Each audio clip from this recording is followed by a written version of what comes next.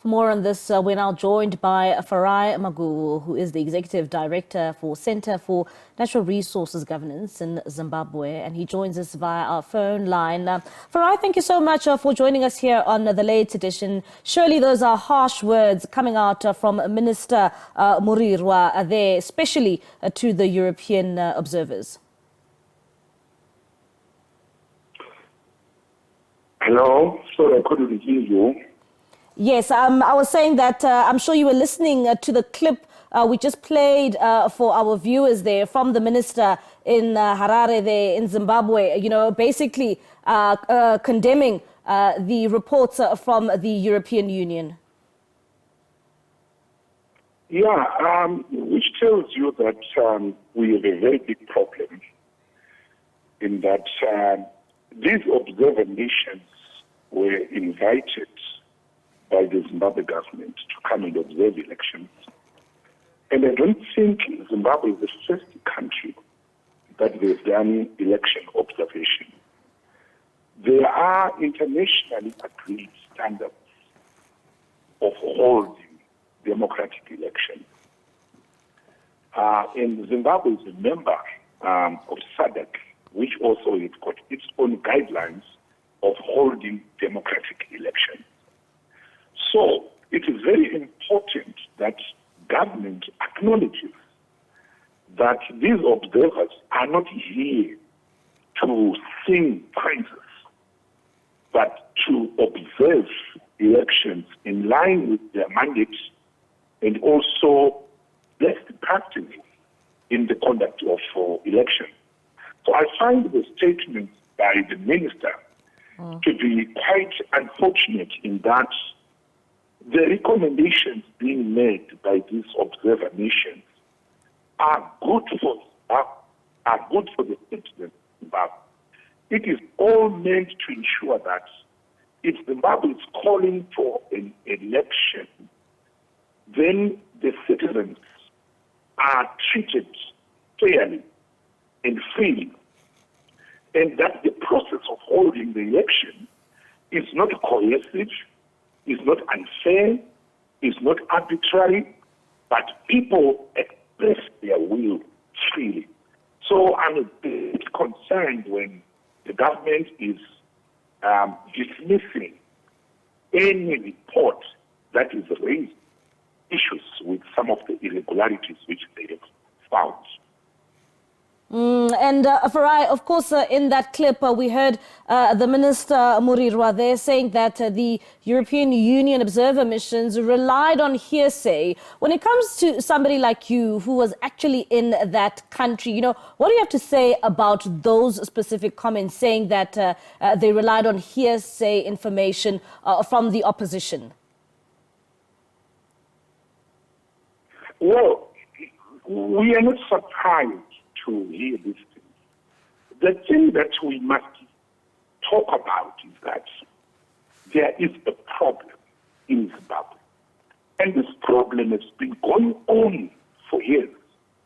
And from time to time, we have had international organizations, even the United Nations. At one time, they sent a special envoy from the UN Secretary General to come and observe what we called Operation Marabatshina, home demolition. They wrote a very comprehensive report, but because the report highlighted the irregularities, the malpractices, government dismissed that report.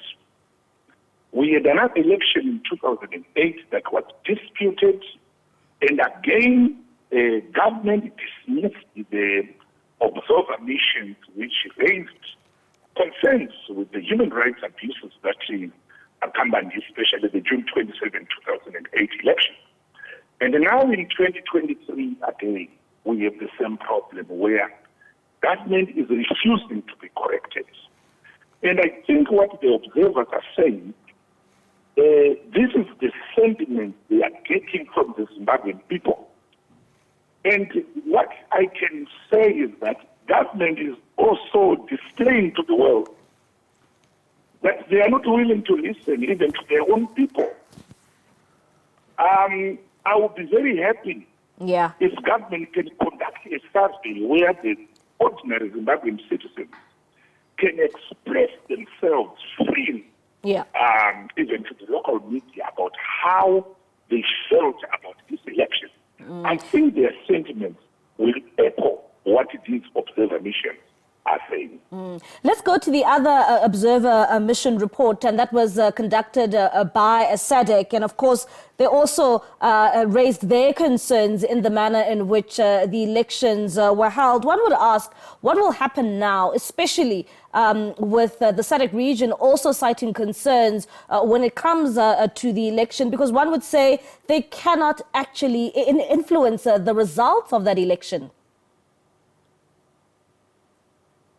Yeah, but the report by SADC, I think it's the most important of all the observer missions that are in Zimbabwe at the moment, in that Zimbabwe is a member of SADC.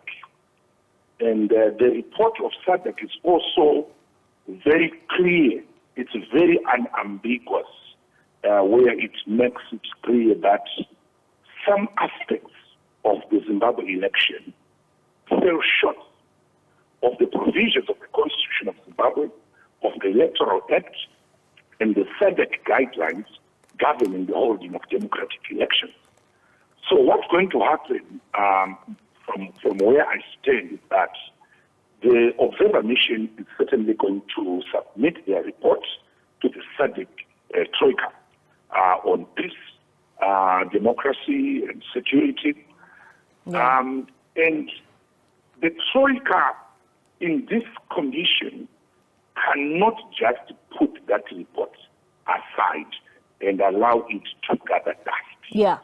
What it means is that we have a big crisis in Zimbabwe going forward. And Farai, how do Zimbabweans then move forward following the results of that election? And with all these concerns which have been raised, you're saying that it needs to be addressed in the SADC Troika. But as a country, how do the people itself, move forward and rebuild Zimbabwe?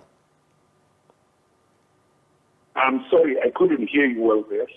I was saying, how do the people of Zimbabwe now move forward with the results of the election in which we have seen? You are saying that these concerns still need to be raised at the SADC Troika, but at the end of the day, there are, the outcomes of this election, and at the same time, it does really affect the people of Zimbabwe. So how do they move forward and start rebuilding their country?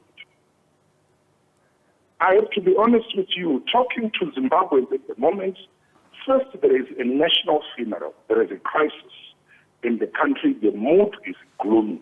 There's no hope. Most Zimbabweans right now are planning to leave the country.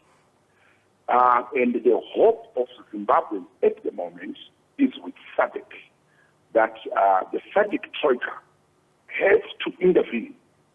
And maybe the way forward will be trying to bring the parties together. The ZANU-PF party and the Triple C party, and try to find if they can forge some form of unity government, so that somehow the country can be given a chance to start rebuilding the economy, to have investor confidence. All right, then. Strengthen the currency, create employment, and then somehow stop this wave of migration that is about to hit SADC if this issue is not addressed.